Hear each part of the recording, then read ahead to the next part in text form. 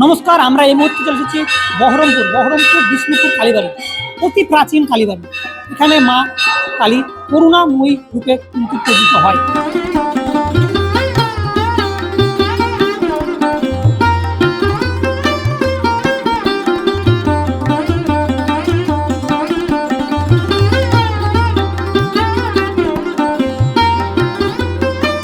মুর্শিদাবাদ জেলার বিষ্ণুপুর কালীবাড়ির মা কালী এখানে করুণাময়ী রূপে পূজিত হন। নিত্যদিন চলে মায়ের পুজো। শনিবার এবং মঙ্গলবার পুজো হয় দর্শনের জন্য। পৌষ মাসে মায়ের আবির্ভাব উপলক্ষে শনিবার ও মঙ্গলবার চলে বিশেষ পুজো। পুজো দিতে ভিড় জমান বহু সাধারণ মানুষ। পৌষ মাস পড়তেই জমে উঠেছে বহরমপুরের ঐতিহ্যবাহী প্রাচীন বিষ্ণুপুর কালীবাড়ির পৌষ মেলা। মঙ্গলবার সকাল থেকে অগণিত ভক্তদের ঢল মন্দির প্রাঙ্গণে। বেলা যত গড়ায় ভক্তদের ভিড়ও বাড়ে। পৌষ মাস মায়ের আবির্ভাব মাস। এই বিষ্ণুপুর কালীবাড়ির মা কালী এখানে করুণাময়ী রূপে পূজিত হন।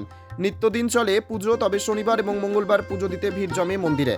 সকাল থেকেই লাইনে দাঁড়িয়ে পুজো দিলেন হাজার হাজার মানুষ। কেউ এসেছেন বহরমপুর থেকে, কেউ এসেছেন জেলার বিভিন্ন জায়গা থেকে, এমনটাই জানালেন আগত দর্শনার্থীরা। পুজোর পাশাপাশি সারা মাস জুড়ে চলে মেলাও।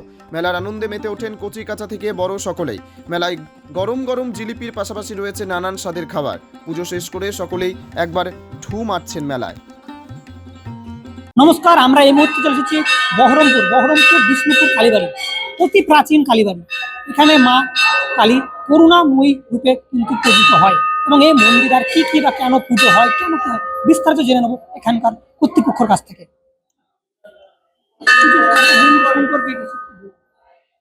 বহু প্রাচীন এবং ঐতিহ্যমণ্ডিত এই বিষ্ণুপুর করুণাময়ী কালী মাতা। এই মেলাও যুগ যুগান্তর ধরে হয়ে আসছে।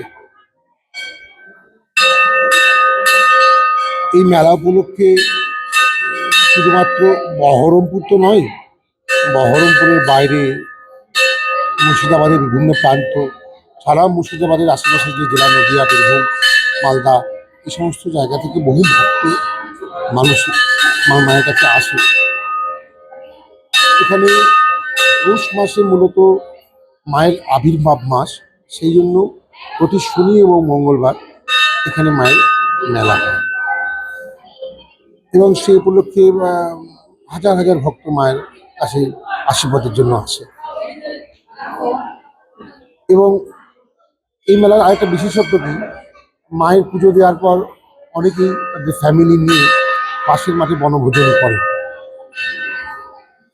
এবং এখানে বনভোজনের জন্য কোনো এক্সট্রা চার্জ লাগে না। মাঠ পরিষ্কার পরিচ্ছন্ন থাকে, পর্যাপ্ত শৌচাগার, পানীয় জল, এই সমস্ত ব্যবস্থাও থাকে। এছাড়াও মেলাতে অনেক দূর দূরান্ত থেকে গ্রামের লোকজন আসে, যাদের হয়তো দুধের প্রয়োজন হয়। এখানে বিনামূল্যে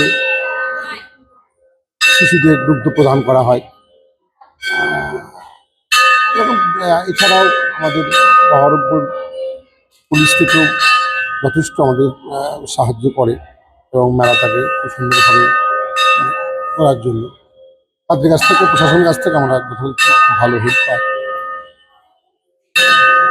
এছাড়াও এই মেলা আস্তে আস্তে যেহেতু মানুষের পপুলেশন বাড়ছে, শনি মঙ্গলবার বাদ দিয়েও বাকি অববারেও আস্তে আস্তে মানে মেলার মতনই চেহারা আস্তে আস্তে নিয়ে নিচ্ছে। হয়তো ভবিষ্যতে সেটা আরও হয়তো 1 মাসের মেলায় হয়ে যাবে। ভালো লাগলো, কারণ হচ্ছে যে আজকে এই শেষ দিন অনুযায়ী মেলাটা প্রত্যেক বছরই হয় পৌষ মাসে, এবং এই মেলাটা আমরা ছোট থেকেই আসি। এবং একটা টাইমে আমরা যখন আসতাম, আমরা যখন ছোট ছিলাম, তখন এখানে আমরা হাঁড়ি কুড়ি সব নিয়ে এসে এখানে রান্না করে কৌশল্য যেটা বলতো, সেটা কিন্তু এই মেলা থেকে আমরা ছোটবেলা থেকে শিখেছি। তো এটা টানা 1 মাস হয় এবং শনি মঙ্গল। তো এখন এমন একটা ব্যাপার হচ্ছে, লোক সংখ্যা প্রচার এগুলো হয়ে গেছে, সবাই জানতে পেরে গেছে। তার জন্য কি হচ্ছে, নামেই শনি মঙ্গল, কিন্তু 1 মাস ধরে হয় কন্টিনিউ, সব দোকান থেকে প্রত্যেকে আসে। একটা মেলাটা পুরো এখন একটা মিলন ক্ষেত্রে উঠে গেছে। তবে খুবই খারাপ লাগছে যে আজকে শেষ দিন, আবার খারাপের সঙ্গে বিদায়। এই যে আবার আসছে বছর আবার 1 মাস ধরে হবে এই শীতের সময়। কাঞ্চন কর্মকার। হ্যাঁ, প্রত্যেকবার আসি। জাগ্রত মা, আর ভালোও লাগে এসে, বেশ আনন্দ পাই, মন থেকে আনন্দ পাই, আর পরিবেশটা খুব সুন্দর, ওই কারণে আসা হয়। ভিড় দেখে বেশ আনন্দই হয়, ভালো লাগে।